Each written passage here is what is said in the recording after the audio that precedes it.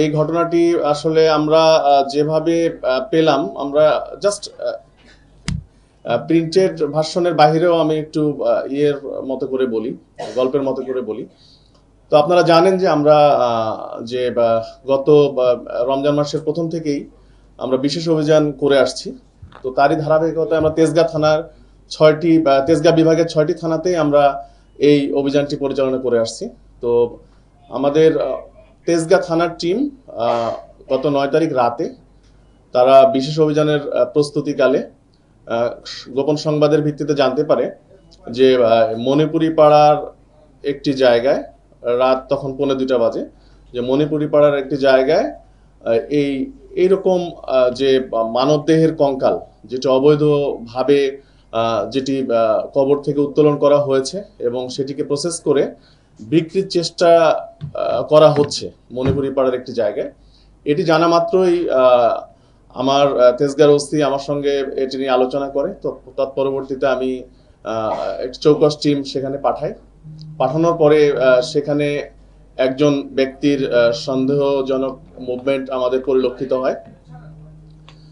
তারপর সেই ব্যক্তিকে যখন পুলিশ চ্যালেঞ্জ করার পরে দেখা যায় যে আসলেই তার কাছে আমরা একটি কঙ্কাল ফুল বডি পাই, একটি মানব কঙ্কালের ফুল বডি পাই।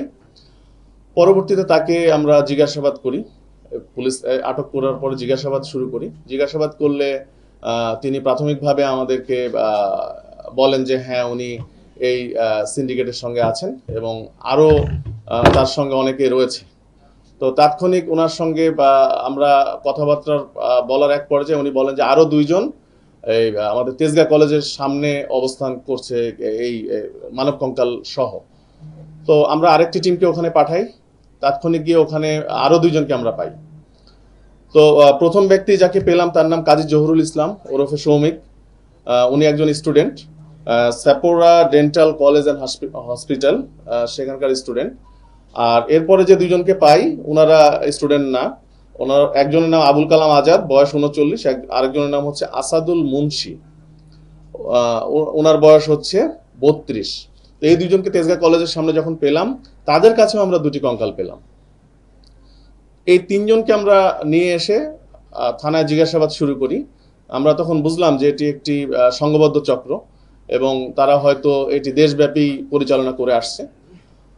আমরা থানায় ব্যাপক জিজ্ঞাসাবাদ শুরু করার পরে এক পর্যায়ে তারা স্বীকার করলো যে তাদের এই 3টি কঙ্কালের বাহিরেও আরো অনেক কঙ্কাল রয়েছে একটি জায়গায়। সেটি কোথায়? সেটি হচ্ছে উত্তরা পশ্চিম থানার তাদের যে ক্যাম্পাস, এই যে স্যাপোরা ডেন্টাল কলেজ অ্যান্ড হসপিটাল, এই ক্যাম্পাসের পাশেই।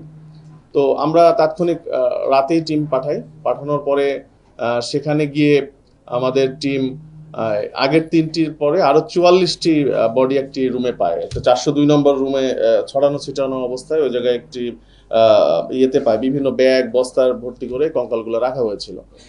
তো সেখানে 44টি পেলাম আমরা, টোটাল 47টি কঙ্কাল আমরা তখন জব্দ করে আমরা তাদেরকে জিজ্ঞাসাবাদ করলাম। জিজ্ঞাসাবাদে তারা বললেন যে এদের যে মূল হোতা ফয়সাল, সে দীর্ঘদিন যাবত এই ব্যবসার সঙ্গে যুক্ত।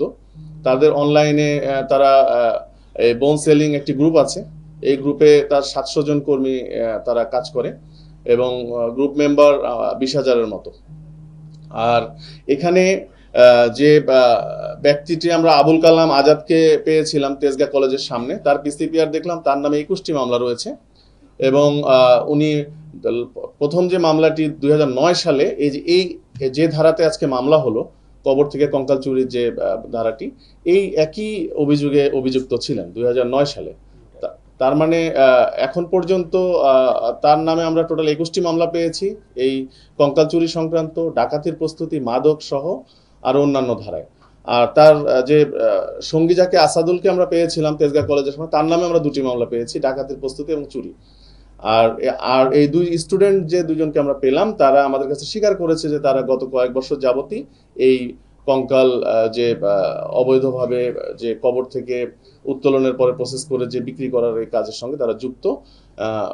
তারা আমাদের কাছে স্বীকার করেছে, কেউ 50টি, কেউ 20-25টি এ পর্যন্ত বিক্রি করেছে।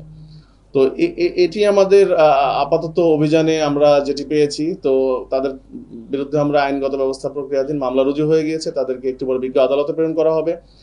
তো প্রাথমিক জিজ্ঞাসাবাদে তারা আমাদেরকে যেটি বলেছেন যে তাদের সাথে আরো অনেকেই রয়েছে যারা কবর থেকে লাশগুলো উত্তোলন করে, প্লাস হচ্ছে তারা মেনলি তারা ময়মনসিংহ বেল্টে কাজটি করে, গাজীপুর, ময়মনসিংহ, শেরপুর, জামালপুর এই বেল্টে কাজ করে। তো আমরা ফার্দার রিমান্ডে নিয়ে এসে তাদেরকে আরো জিজ্ঞাসাবাদ করব এবং এই চক্রে আরো যারা বাহিরে রয়েছে তাদেরকে আইনের আওতায় আনার চেষ্টা করব।